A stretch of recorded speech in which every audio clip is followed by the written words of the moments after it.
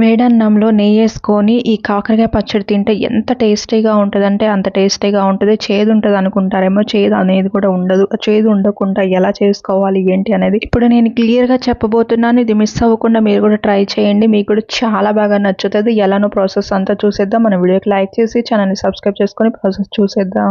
కాకరకాయ పచ్చడికైతే మనమైతే అర కేజీ కాకరకాయలైతే తీసుకుంటున్నాం. కాకరకాయలు కూడా మరీ ముదిరిపోయి ఉండకూడదు. అలా అని లేతగా ఉండకూడదు. మీడియంగా ఉన్నవి తీసుకోవాలి. ఇలా గ్రీనీ కలర్‌లో ఉన్నవి తీసుకుంటే పచ్చడి అనేది చాలా బాగుంటదన్నమాట. ఇప్పుడు ఇక్కడ చూపిస్తున్నట్టు కాకరకాయలను కూడా ఇలాగా రౌండ్‌గా స్లైసెస్ లాగా కట్ చేసుకోవాలన్నమాట. కర్రీ చేసుకునేటప్పుడు అయితే ఈ పైన తొక్కంతా తీసేసామంటే చేదు అనేది ఉండదు. కానీ ఇప్పుడు నేను ఒక టిప్ చెప్తాను. దాన్ని బట్టి ఇక్కడ చేదు కూడా రాదు. ఇలా రౌండ్‌గా కట్ చేసుకునేటప్పుడు ఇత్తులు కూడా తీసేయొద్దు. ఇత్తులు ఉంటే అక్కడక్కడ తగులుతూ చాలా బాగుంటది పచ్చడి. ఒక స్పూన్ జీలకర్ర, అర స్పూన్ మెంతులు తీసుకొని బాగా స్మెల్ వచ్చేంత వరకు కూడా దోరగా ఒక 2-3 నిమిషాలు వేయించుకొని తీసుకోవాలి. కొంచెం సేపు వీటిని ఆరనిచ్చుకుందాం. నెక్స్ట్ చూద్దాం. ఇప్పుడైతే ఒక పావు కేజీ అయితే ఆయిల్ అయితే తీసుకోవాలి. ఇక్కడ శనగ నూనె తీసుకుంటే చాలా బాగుంటది. ఇప్పుడు కాకరకాయ ముక్కలు అయితే వేసేసుకుందాం. ఇలా వేసుకున్న తర్వాత ఒక్కసారి ఇలాగా మొత్తాన్ని కూడా ఆయిల్లో స్ప్రెడ్ అయ్యేంత వరకు అలా కలిపేసి మీడియంలో పెట్టుకొని గ్యాస్ అనేది స్లోగా వేయించుకోవాలి. మధ్య మధ్యలో కూడా కలుపుకుంటూ బాగా వేయించుకోవాలి. ఇక్కడ చూపిస్తున్నాం చూడండి, ఇలాగా కలర్ అనేది చేంజ్ అయిపోవాలన్నమాట. స్లోగా వేయించుకుంటే ఇలాగా మంచి గోల్డెన్ కలర్ లోకి వచ్చేస్తాయి అన్నమాట. ఈ స్టేజ్ లో ఉన్నప్పుడే తీసి పక్కన ఒక దాంట్లోకి పెట్టుకోవాలి. ఒక ప్లేట్ లోకి అలాగా అవి బాగా ఆరిపోయి ఉంటాయి అన్నమాట. ఇప్పుడు చూసారు కదా, మొత్తం కూడా ఇలాగా తీసుకున్న తర్వాత మిగతా అవి కూడా వేసేసుకుంటూ ఇలా మంచిగా స్లోగా వేయించుకోవాలి. ఒకేసారి ఆయిల్లో కూడా వేసేయొద్దు. ఇరుకుగా ఉంటే బాగా వేగవు అన్నమాట. అందుకే మనం ఇప్పుడైతే 3 సార్లుగా వేసుకుంటూ వీటిని స్లోగా వేయించుకుంటున్నాము.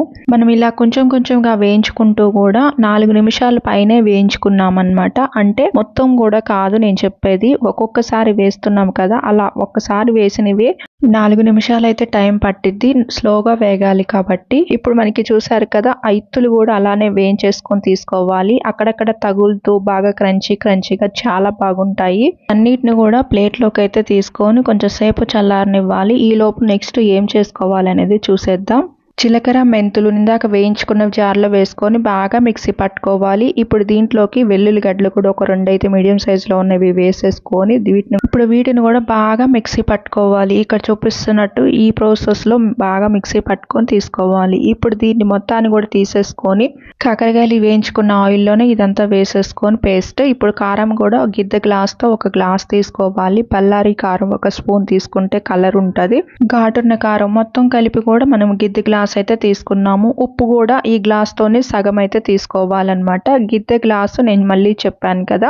ఉప్పు, కారం, ఈ మసాలా మొత్తం కూడా కలిసేటట్టు ఒకసారి కలుపుకున్న తర్వాత దీంట్లోకి కాకరకాయ ముక్కలు వేసేసుకోవాలి. ఈ కాకరకాయ ముక్కలు వేసేసుకున్న తర్వాత చేత్తోనే బాగా కలిసేటట్టు దీన్ని కూడా బాగా కలిపేసుకోవాలి. ఇక్కడ చూపిస్తున్నట్టు ఇలా కలిపేసుకున్నామంటే బాగా పట్టేసి ఉంటది అనమాట. ఆ ముక్కకి కూడా బాగా ఇలా ఫైనల్ గా మొత్తం కలిపేసుకున్న తర్వాత ఇప్పుడు మళ్ళీ దీనిపైన ఆయిల్ అయితే వేసేసుకోవాలి.